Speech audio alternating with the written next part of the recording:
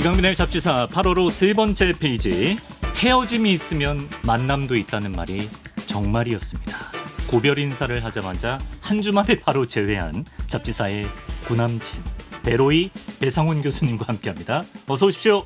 예, 배상훈입니다. 반갑습니다. 아유, 반갑습니다, 교수님. 원래 좀 이별을 하고 나면 미련이 남는 쪽에서 좀 최대한 참아야 되는데 저희가 그새를 못 참고 연락을 드렸습니다. 이렇게 되었군요. 그렇습니다. 저희 안 좋아하시나요? 아니요, 저는 이제 일방인가요? 이런 구남친 만나자 이런 거 싫어합니다. 왜냐하면 제 친구가 예. 네 번 결혼한 놈이 있는데 네네. 다 결혼식에 불렀습니다. 그 축의금을 4번 냈다? 그렇죠. 죽일라 그랬습니다. 어쨌든 그래서 이런 거 싫어하는데 그런데 이제 이강민의 갑작지사는 이제 좋아하게 돼요.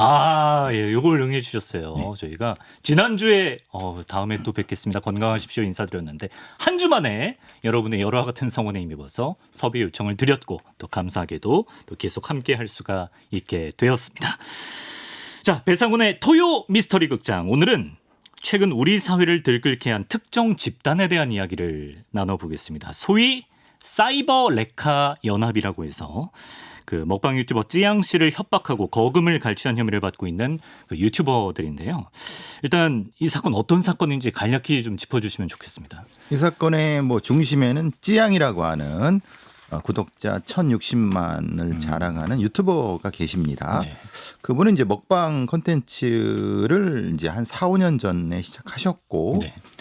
그거에 대해서 많은 분들이 사랑해 주시고 계신데요. 문제는 이제 그분과 관련된 여러 가지 주변에 좀 여러 가지 잡음들이라고 할까 그런 것들에 대해서 누군가가 이런 얘기를 시작한 것 같습니다. 그래서 이제 그랬더니 이게 뭐냐 했더니 주변에 있는 어떤 특정한 유튜버들이 네. 무엇인가 계속 연기를 피운 것 같아요. 근데 그게 뭐냐 그래서 이제 이거는 이제 본인이 직접 나와서 한 얘기는 네. 과거 전 남친이었던 전 소속사 대표로부터 지속적인 폭행 여러 가지 이 착취라고 하죠. 노동 착취라고 네, 하죠. 네. 이런 것까지 있었고 공갈 강요까지도 있었기 때문에 네. 그런 걸 참고 있었는데 그 과정에서 그 사람을 고소하게 되고 그 과정에 그걸 알게 된 일부 유튜버들이 네. 그거를 밝히겠다라고 이제 공갈을 해서 어쩔 수 없이 돈을 주게 되었다. 그리고 그 전 대표가 또 어떻게 죽게 됐고 네, 그렇죠. 그 과정에서 이제 조용히 어떤 침잠 될 줄 알았는데 네. 다시 그걸 가지고 협박하는 그러니까 무엇인가 약점이라든가 좀 안 좋은 면을 가지고 계속 협박과 공갈을 하면서 돈을 네. 뜯어내는 어떤 유튜버들에 대한 얘기 네. 그러니까 찌양 주변에서 이제 터져버린 거죠. 그렇습니다. 그 유튜버들을 이제 소위 사이버 레카 연합이다 이런 식으로 부르는데 이게 이제 논란이 커지니까 사건에 연루된 유튜버들이 좀 입장을 내놓기 시작했는데요. 처음에는 전혀 협박한 적이 없습니다라고 이제 주장을 하다가 또 이제 뭐가 새로 드러나면 이중 스파이 활동을 하느라 어쩔 수 없이 그랬다 이런 식으로 궁색한 변명을 늘어놓기도 하고 계속 말이 바뀌더라고요. 그거를 콘텐츠로 만들어서 또 돈을 벌죠. 그 영상을 올려서 그러니까 자기의 변명도 영상으로 만들어서 돈을 버는. 그러니까 후원금도 받고 예를 들면 조회수로서 이렇게 수익도 내는. 그러니까 뭐든지 이슈가 되는 건 모두 물어갖고 부풀리는. 그게 자신이 고소당했다면 그걸 고소당한 걸로 또 부풀리고. 그렇죠. 나와 관련된 누군가 있으면 그 얘기가 신문 기사에 언론에 떴으면 그걸 가지고 또 뽑아 먹을 수 있는 데까지 끝까지 뽑아 먹는 하는 부분인 건데 이제 뭔가 발생된 것 가지고 하면은 그나마 좀 봐줄 만한데 네. 그걸 발생시키는 거죠. 일부러 그렇죠. 아까 이제 연기를 피운다고 하셨던데. 그렇죠. 그러니까 그걸 레카라고 하는 거죠. 말하자면 보통 우리가 사건이 그러니까 교통사고 나면 네. 쫓아가는 거 아닙니까? 그렇죠. 레카들이. 그렇죠. 근데 일부는 무엇인가 교통사고가 날 만한 공간에 기다리고 있죠. 그런 경우가 있죠. 많이 보시죠. 예. 그럼 나들목이라 이런데 근데 그래도 어쨌든 나요. 네. 그럼 불이 나게 가서 하는. 맞아요. 그러면 뭔가 나쁜 일이 일어나길 바라는 건가? 그럴 수도 있는 거죠. 이 사이버 레카들은. 예. 그러니까 그거를 좀 더 부풀려 갖고 제2, 제3의 건이 생기면 그걸 가지고 더 부풀려 갖고 법정도 하고 또 실제로 이제 만나서 오프라인에서 공갈도 하고 네. 이런 것들을 하는 사람들인 것 같습니다. 어떻게든 이제 돈벌이 수단이 되겠다 싶으면 자극적인 이슈들을 끌고 오는 이 사이버 레카라고 불리는 사람들 또 이 용어는 우리나라에서 언제쯤 등장한 건가요? 몇 년 된 것 같습니다. 이게 뭐 본인이 직접 그것을 시작했다고 하는 분이 계시는데 2018년도에 유튜버 김성애 씨가 그런 거를 표현했다고 하는데 네. 제 기억에도 코로나 전에 있었던 것 같아요. 느낌상으로는 그런 그때쯤? 얘기가 조금 되는데 네. 근데 일상적인 건 아니었던 것 같고요. 그냥 네. 레카 얘기하니까.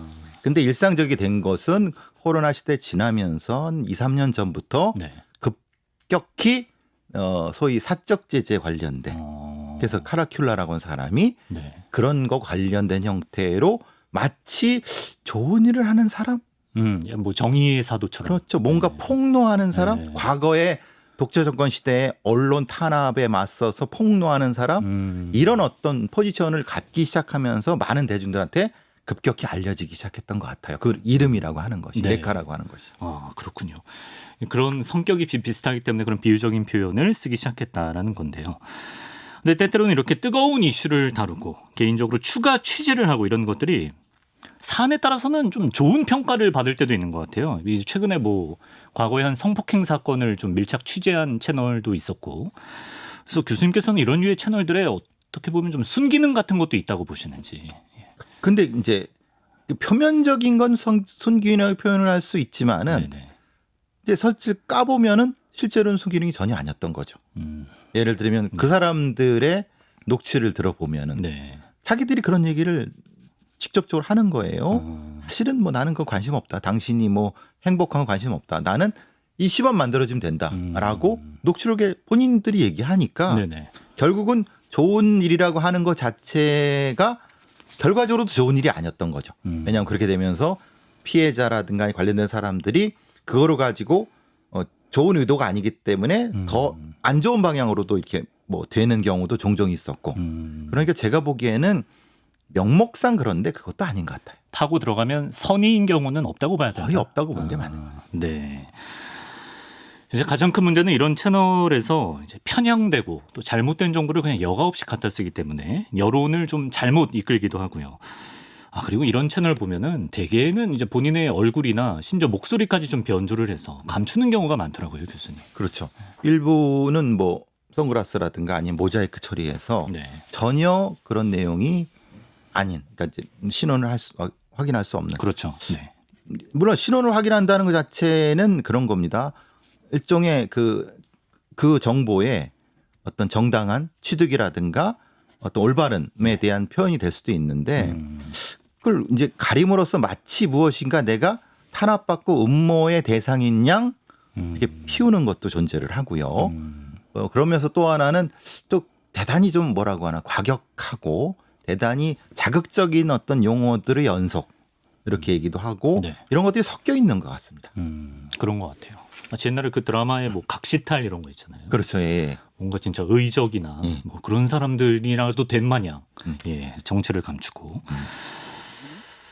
근데 이 사람들이 이런 식의 자극적인 이슈를 계속 끌어다 써서 그리고 정확하지 않은 정보를 퍼뜨려서 큰 수익을 벌고 있다. 이거를 대중이 모르진 않는 것 같아요. 근데 알면서도 한 수십만 수백만 조회수가 계속 나오는 경우가 많단 말이에요.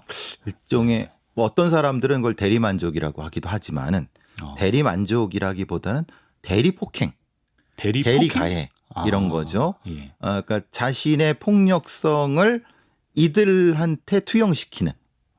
그래서 그 후원금 같은 거를 뭐 송금하면서 비슷한 내용을 읽어달라고 하거나 네. 아니면은 비슷한 형태로 그런 폭력적인 형태의 언사를 일종의 유발시키거나 유도하는 그런 방식으로 어떤 생태계가 만들어지는 것 같아요. 그 사람들한테는 뭐 댓글 달고 좋아요 눌러주고 후원금 보내는 게 계속 부추기는 거니까. 계속 부추기고 예. 그러면서도 우리가 함께한다. 그러니까 나쁜 짓이 아니야. 우리는 이것은 이거 뭐 긍정적인 게 있어라고 하는 서로 간의 일종의 공범의식을 만들어가는 느낌이에요.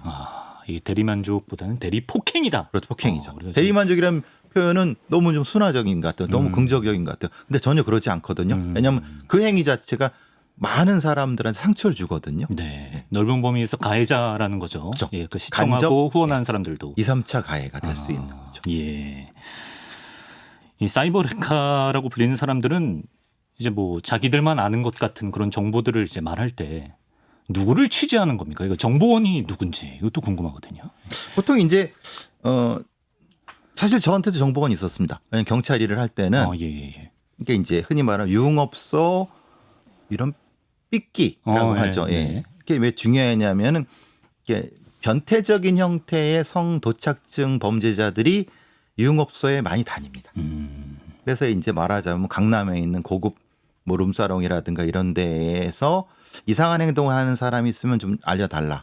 이런 형태의 저희 프로파일들만의 정보원이 있는데 예, 예. 그래서 애들이랑 이런 얘기 저런 얘기 해보면은 네. 말하자면 자기들만의 뭐라고 하나 이게 찌라시라고 해야 되나요? 비밀 통신 그 비밀 네네네. 톡방 같은 것들이 있나 봐요. 아, 예, 예. 네, 뭐 거기 그래서 이렇게 한번 보여주는데 말 같지도 않은 소리들이 많습니다. 아, 예를 들면 그래요? 연예인 누가 뭘 했다는 등, 뭐 낙태를 했다는 등 전혀이죠. 그래도 정보를 두시는 거는 가끔 그래도 사실인 것도 있어서. 왜냐하면 예, 예. 그 흐름을 보면 아, 요건 진실이겠다라는 생각이 저희는 알 수 있으니까 들어오는 많은 걸 거군요. 보니까. 네. 근데 그러면서 이제 말은 근데 그 중에선 보면 그들한테 얘기를 듣고 저도 이제 나름 그 수사하는 과정에서 찾아보면은 네. 연예계의 그 로드 매니저라고 하죠. 연예계 뒷얘기가 나오는 그 창구가 되는 거. 예. 좋은 얘기도 많은데 주로 좋은 얘기는 돈이 안 되니까 그렇죠, 그렇죠. 그 조금 안 좋은 연예부 기자들한테 팔거나 이런 형태죠. 그러니까 말하자면 유흥업소 직원들 그리고 이제 소위 이제 그 보험 영업하는 사람들이라고 하나요? 약간 좀 부정적인 게 있지 않습니까? 예. 그런 쪽도 있고 이런 한 3, 4대 정도가 있고 네. 과거에는 법조 브로커들이 이런 걸 많이 파고 다녔습니다. 법조 브로커라고 하면은 뭐. 법조 브로커라고 하면 이런 거죠. 네. 사무장 변호사 같은 네. 그 뭔지 아시죠? 네. 그러니까 변호사의 명목을 들고 자기가 다 영업하러 다니는 겁니다. 예. 영업하러 다니려면 뭔가 그런 정보가 있어야 되잖아요. 예. 그러니까 그런 법조 브로커들이 이런 정보를 가공시키고 하는데 이런 거고 네. 이런 사람들을 또 쓰는 게 정보 경찰들이 예전에 많이 썼습니다. 그러니까 그 어떤 서해 정보 경찰들이 이런 쪽으로 네. 관심을 갖죠. 왜냐하면 거기서 건질 게 있는 겁니다. 정보 건질 게 경찰들도. 있으니까. 그렇죠. 덜어 있으니까. 예. 이거에 대한 소비자들은 신분을 수했다. 요즘 뭐라고 하죠? 요즘 탐정센터라고 하나요? 탐정사무소, 뭐 흥신소. 근데, 예. 흥신소라고 하는 게 낫겠죠. 네. 그런 정도. 그리고 사채 브로커 같은 그런 지금 제가 말씀드린 요런 류의 사람들이 필요에 따라서 서로 간에 단체 톡방을 만들고 아니면 단체 텔레그램 방을 만들어서 정보를 좌지우지하고 네. 이런 사이버 공간이 없었을 때는 종로 3가에 그 다방이 있었어요. 거기에 이제 같이 커피 마시고 그러기도 하고 예. 남대문 저기 차체시장 안쪽에 또 가면은 그런 데가 있어요. 특정 스팟이 있구나. 예, 스팟이 있습니다. 예. 그러니까 저기들도 쓱 보면은 예. 뭐 있는 거 하고 그런 것들인데 요즘은 그런 게 없죠. 요즘은 다 저기 사이버 공간에서 하니까. 그러니까 과거에 이런 뭐 그 법조 브로커 이런 역할을 지금 사이버 레카들이 대신하고 그렇죠. 있다. 부정적인 역할들을 하는 거죠. 그걸 보고 배웠고 네. 아시다시피 카라클라는 외제차 딜러라고 본인도 얘기하니까 예. 그런 어떤 사람들이 필요에 따라서 그런 정보를 모으는 데 깊이 관여를 하는 거죠. 관여하기도 하고 자기도 필요에 따라서 그런 정보들을 꽈서 네네. 또 팔기도 하고 네. 막 소문을 퍼뜨리기도 하고 이런 이게 바로 그 시장이죠. 그러니까 언뜻 생각하기에는 이제 유튜브에서 너무 편하게 볼 수 있으니까 이제 과거의 전통적인 브로커에 비해서 이 사이버 그 레카들은 좀 상대적으로 뭐 그렇게 별로 잘못하고 있는 것 같지 않은 느낌을 받곤 하는데 네. 결은 똑같네요. 결국은. 똑같죠. 예. 똑같은 사기꾼들 집단입니다. 쉽게 말하면 이들은 어쨌든 교도소 담장이를 걷는 사람들입니다. 왜냐하면 그것을 긍정적으로 일부 쓰기도 하지만 네. 대부분은 부정적으로 가공되고 이런 것들 소문을 옮기고 이런 사람들인 거죠. 네. 이번 그 찌양 사건의 그 사이버 레카들이 얻은 정보들 그 정보원은 누구였는지. 요번 그거는 이 유흥업소 직원이죠. 유흥업소 직원. 네, 유흥업소 직원들이 이제 그런 거죠. 가장 안 좋은 건 이런 겁니다. 네. 연예인 누구를 예전에 봤대더라.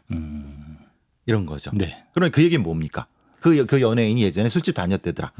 그렇게 와전이 되는 겁니다. 그런 식으로. 예. 사실 근데 99%는 사실은 닮은 사람입니다. 세상에 닮은 사람이 그래요? 심지어? 얼마나 많습니까? 네. 그리고 사실 연예인을 그대로 따라하는 유흥업소의 여성들이 있죠. 화장을. 그거 보고 그러는 겁니다. 그렇게 와전되는. 그렇죠. 근데 그걸 또 와전인 줄 알면서도 네. 쓰는 거죠. 아. 왜냐하면 그게 기사가 되니까 좀 네. 뭐라 기사라고 하긴 그런데 어쨌든 좀 소구력이 있으니까. 황색 언론에서는 그런 거 쓰거든요. 그렇죠. 또 쓰니까. 갖다가. 예. 그러니까 이게 그렇게 꼬여갖고 나타나는 것이 이런 정보원이었고 지금 보니까 이제 지금 찌안 관련된 그것은 뭐 그 변호사가 연관이 돼 있나 봐요. 그 지금은 그 사망을 한 예. 그 전 소속사 대표, 그렇죠. 예, 고소했던 그 소속사 예. 대표의 법률 대리를 맡았던. 대리를 맡았는데 예. 사실 아시다시피 그 연예계의 뒷일들을 하는 변호사분들이 좀 있습니다. 그렇습니까? 연예계의 고문 변호사, 자문 변호사라고 하는 분들이 있는데 예. 그분들 중에 아주 일부가 네. 부정적인 일을 해고 다닌 경우가 종종 있었죠. 예전에.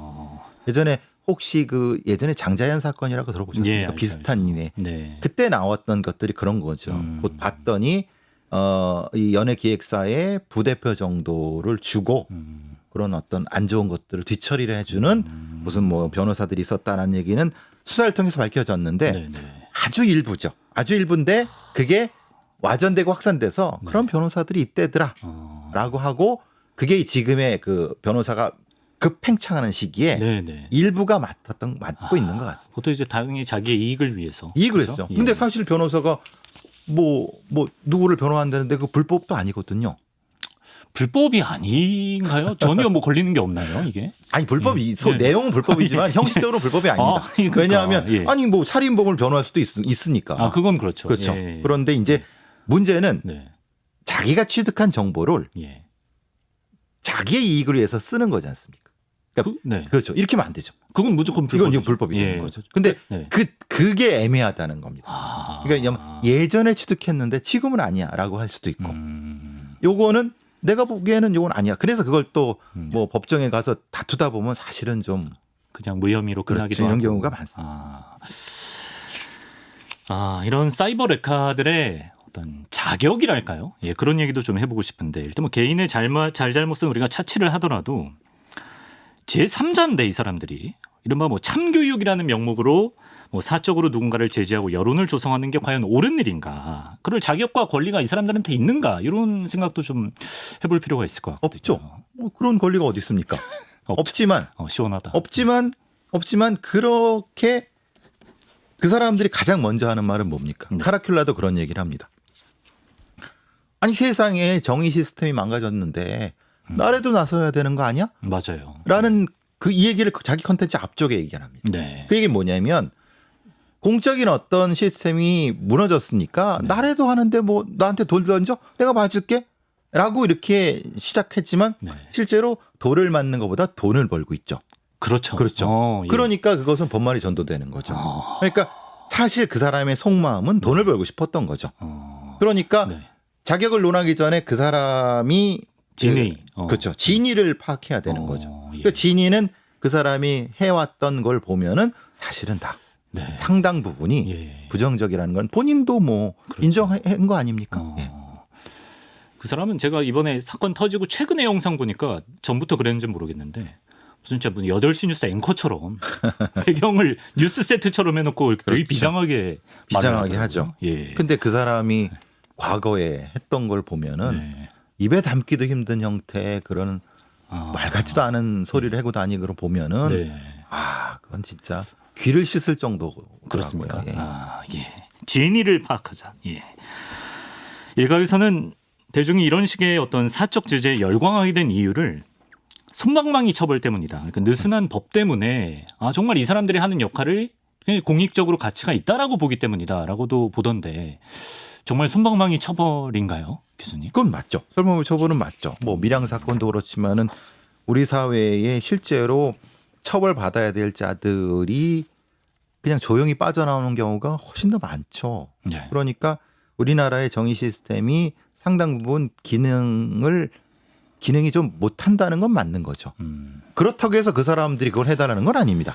그러니까 말하자면 그렇죠. 예. 공적 기능을 살리기 위해서 노력을 해야죠. 그러니까 공적 기능이 무너졌다고 해서 네. 그러니까 내가 할래라고 하면 안 되는 거죠. 공적 기능이 무너졌는 게 왜 그러고 그걸 살리기 위해서 우리 모두 같이 노력해 보자라고 해내는 것이 먼저고 네. 그런 과정에서 본인이 조금 역할을 하는 부분이 있다고 하면 모르겠지만은 공적 기능이 다 나쁘고 다 아니야.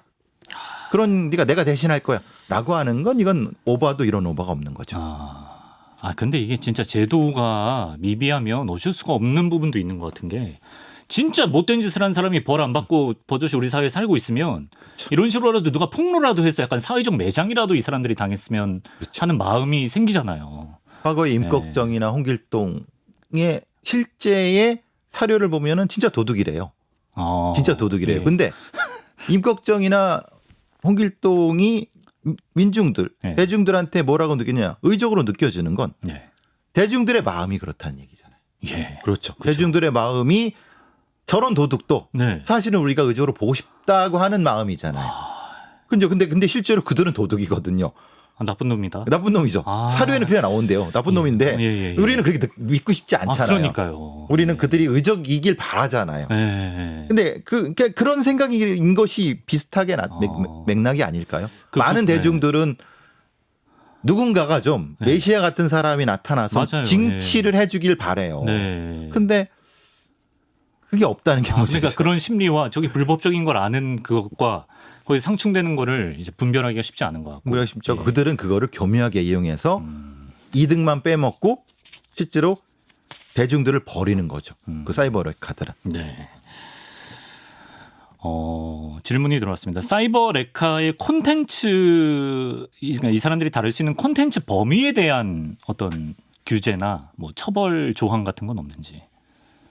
각각의 내용 그 콘텐츠에 대한 거는 그건 없습니다. 문제는 네. 그것이 누구의 명예를 훼손한다든가 아니면 사실이 아니다. 뭐 이런 형태의 명예훼손이라든가 정통망법의 명예훼손이라든가 모욕 이런 쪽 모욕은 아닐 겁니다. 명예훼손으로 시비를 걸 수는 있죠. 그 법적으로 다퉈볼 수는 있는데 피해자가 이제 고발을 한다든지. 그렇죠. 예. 근데 그것도 이제 공연성이 있어야 된다는 것인데 네. 공연성이라고 것 때문에 카리큘라가 지금 다 내린 거 아닙니까? 그 콘텐츠를. 네. 그렇게 되니까 옛날에 올렸지만 지금은 아니야라고 얘기할 수 있는 거죠. 그러니까 이제 이런 콘텐츠라는 것들이 그렇게 되거든요. 네. 지금도 계속 그게 그 콘텐츠가 돌아가고 있으면은 네. 지금도 명예훼손이 유지되고 있는 거지 않습니까? 계속 그걸 내려버리는 그래서 거고. 내리는 거구나. 명예훼손의 내용이 있지만은 네. 실제로 그 부분에 있어서 좀 묘한 것은 자신의 의견을 말하는 것과 실제로 그것에 대한 고의성을 가지고 명예훼손하는 부분은 조금 법적으로 좀 묘한 부분이 있습니다. 표현의 자유냐. 그렇죠. 아니, 예. 진짜 명예훼손이냐. 그런 부분이 있을 수 있는 거죠. 그리고 그 상대방이 일정 정도 공인의 영역에 들어간다고 하면은 이것도 우리의 법 체계에서는 좀 넓게 보는 것 같습니다. 근데 이 사람들은 그걸 너무 잘 알고 있는 거죠.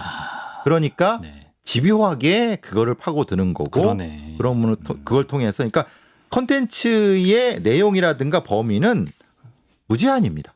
무제한입니다. 네. 아이돌이 될 수도 있고 아니면 뭐 유튜버 다른 유튜버가 될 수도 있고 아니면 뭐 정치인 대상은 흔한 얘기고 네. 뭐 이런 아니면 근데 일반 사람도 대상이 될 수 있습니다. 이 내용을 보면. 네. 이게 뭐 가령 우리 잡지사 같은 지상파 방송이면 이게 약간 부적절한 콘텐츠면은 이게 제재를 가하는 기관들이 있잖아요. 그렇죠. 근데 유튜브는 아직 그런 게 그건 방송도 아니죠. 방송이라고 영역이 안 들어 있는 거죠. 예. 그러니까 아직은 사각지대. 그래서 이제 뭐 지금 신동욱 의원께서 국민의힘 신동욱 의원께서 뭐 발의를 하셨나요? 찌양법 비슷한 어떤 유튜브 통제법인가 관리법 뭐라고 부르든 그걸 발의를 하셨다 그러더라고요. 근데 이제 그것도 논란이 분명히 될 겁니다. 그 기준이 뭐냐? 그렇죠. 기준이 뭐냐. 결과를 처벌하는 거면 지금 법도 있는데 그래서 사실은 좀 애매한 부분이 있지만은 무엇인가가 필요한 건 필요하긴 맞아요. 하죠. 필요한 교수님. 건 맞아요. 그렇습니다. 이번 찌양 사건에 연루된 레카 유튜버들 일단 유튜버 구제혁, 전국진 같은 경우는 이제 구속이 됐고요. 뭐 최종적으로 어느 정도의 처벌을 받을 거라고 보시나요? 근데 이게 참 애매한 것은 처벌은 분명히 받을 겁니다. 근데 처벌받은 것이 핵심적은 돈을 받은 겁니다. 공갈이죠, 공갈. 그러니까 그 유튜브의 내용이 아니라 명예훼손이 아니라 공갈인 겁니다. 아, 명예훼손 쪽으로는 피해갈 가능성이 높나요? 네, 피해가거나 아니면 형량이 그렇게 높지 않을 수 있습니다. 네. 왜냐하면 네. 잘 보시면은 그런 어떤 컨텐츠를 만들고 그걸 만들고 그것을 내리고 이거에 대한 대가를 받은 네, 네. 압박해서 대가를 받은 그렇죠. 그것을 처벌받는 거지. 아. 유튜브 안에 있는 내용 자체를 네. 에 대한 부분은 이게 이제 상당히 낮아요. 아. 그러니까 구제역도 그런 얘기를 하는 겁니다. 예. 내가 당신에 대한 콘텐츠를 지금 제작 중인데 제작비가 들어. 그럼 당신이 이걸 못 올리게 하면 내한테 제작비를 줘야 되는 거 아니야? 이런 방식입니다. 그래서 네. 그걸 스톱시키는데 2천만 원? 아니든 뭐 한 번 하는데 500. 네. 뭐 5번이니까 뭐 2,500. 이렇게 계산을 툭툭툭 나오는 거예요. 그러니까 이건 일종의 공갈이죠. 그렇죠. 유튜브의 바깥에 있는 공갈이라는 네, 거예요. 네, 네.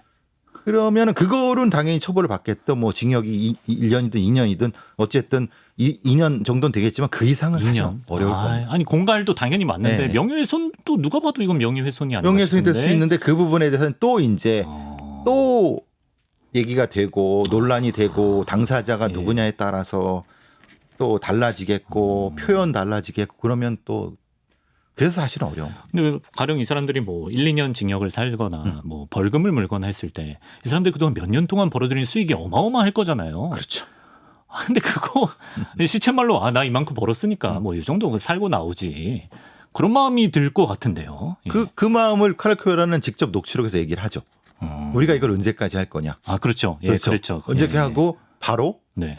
요거 크게 먹고 빨리 가야 튀어야 되는 거 아니냐 이런 취지로 얘기를 하지 않습니까? 네, 네. 본인들도 알고 있는 거죠. 그럼 레카들이 두려워하는 건 없습니까? 두려워하는 것은 네. 말하자면은 다른 유튜브를 두려워하는 거죠.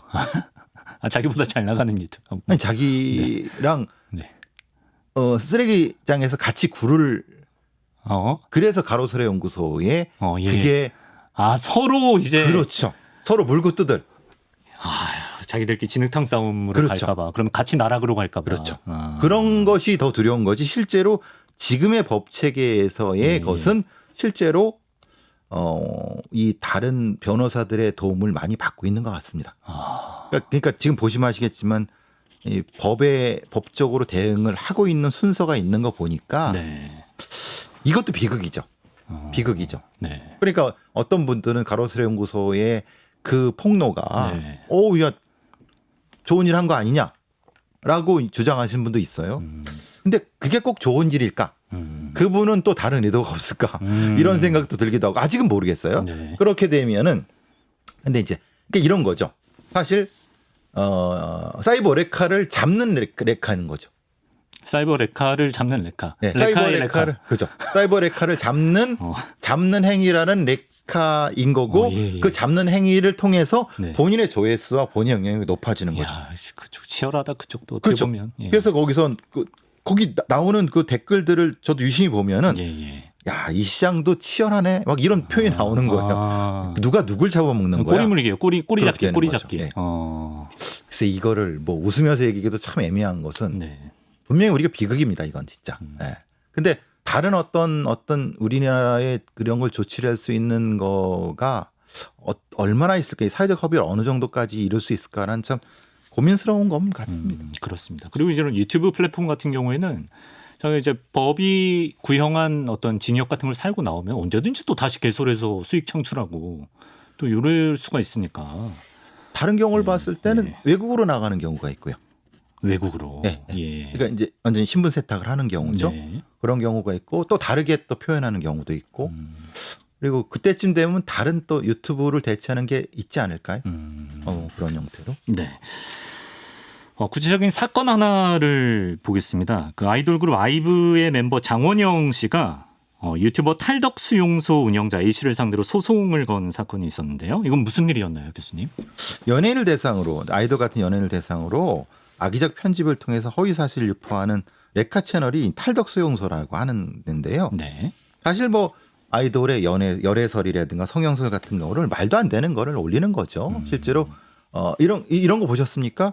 아이돌 멤버가 있는데 과거 중학교 때 사진이랍시고 갖다 붙였는데 전혀 아닌. 맞아요. 그러니까 이게 성형 맞지 않느냐라고 하지만 사실은 그러니까 이 아주 일부의 표정이 웃을 때 뭐 이런 걸 갖다 붙이니까 봐라 이게 성형이지. 네. 이런 거를 이제 고의적으로 하는 그런 레카 채널인데요. 네. 실제로는 뭐 이 작년 6월에 채널 폐쇄 전까지 구독자 8만 명에 누적 조회 1억 6천만을 넘었는데 그때 이제 타깃이 됐던 게 장원영 씨. 예. 그래서 장원영 씨의 소속사 스타쉽 엔터테인먼트에서 1억 손해배상으로 소송을 걸고 네. 일부 승소 판결을 받았습니다. 네. 왜냐하면 보통 경우는 그렇죠. 이런 소속사들이 이 논란이 되면은 네. 문제가 될 것 같아서 조용히 덮는 경우가 많았는데 네. 스타쉽에서는 그게 아니라 네. 이렇게 놔두면 안 된다. 그래서 공개를 아주 그냥 끝까지 해서 상당히 좋은 결과라고 좀 봅니다. 왜냐하면 사실 구글에 네. 신상이 누구냐? 그 탈덕 수용소의 당사자 네네네. 누구냐? 잘 안 가르쳐 주거든요. 그러니까 익명으로 이 사람도 활동을 했으니까 예. 찾는데 되게 애먹었다 그러던데요. 예. 그래서 아예 네. 제가 보기에는 그 미국의 탐정을 동원한 것 같습니다. 아 그런가요? 왜냐하면 캘리포니아 구글 본사가 캘리포니아 북쪽에 있는데 네네네. 거기 북부 지법에 네. 정보 제공 명령 그거 신청을 한 것 같아요. 그걸 하려고 하면 사전 조사를 해야 되거든요. 예.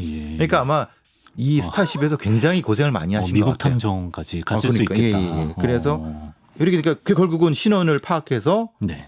알게 되고 그래서 그 신원을 알게 됐으니까 바로 당사자한테 하게 돼서 당연히 그 신원을 알게 되니까 형사고소도 가능한 거죠. 예. 그래서 올해 5월 14일 날 정통방법의 명예훼손 모욕에서 이 운영자 탈덕 수용소 운영자를 불소 기소해 갖고 네. 아마 지금 재판 중으로 알고 있거든요. 네. 예, 됐습니다. 그리고 더 큰 것은 아까 제가 물어보셨지 않습니까? 이 사이버 레카가 무서워하는 게 뭐냐라고 했는데 자금이 동결되는 거죠. 돈 끊기는 거. 예. 근데 이제 문제는 그 신원을 알아야 돈을 끊길 수 있는데 이제 이거는 신원을 알기 때문에 네. 부동산, 채권 뭐 이런 것 2억 원을 동결 조치해 갖고 환수 조치를 하려고 합니다. 그러니까 예. 말하자면 이렇게까지 그 스타쉽에서 이렇게까지 할지는 몰랐겠죠. 이 탈덕 수용소의 운영자. 한편으로는 드는 생각이 아이돌이면은 이런 든든한 대형 소속사에서 이렇게까지 해줄 수가 있는데 그렇죠. 그냥 더 평범한 사람들이 이런 피해를 느닷없이 당했다고 하면 이 정도 대응을 할 수 있을까? 예. 아마 그 구글 본사에서 상대도 안 해줄 겁니다. 그러니까 이제 이 정도의 뭔가 해서 했기 때문에 그런 거니까 네.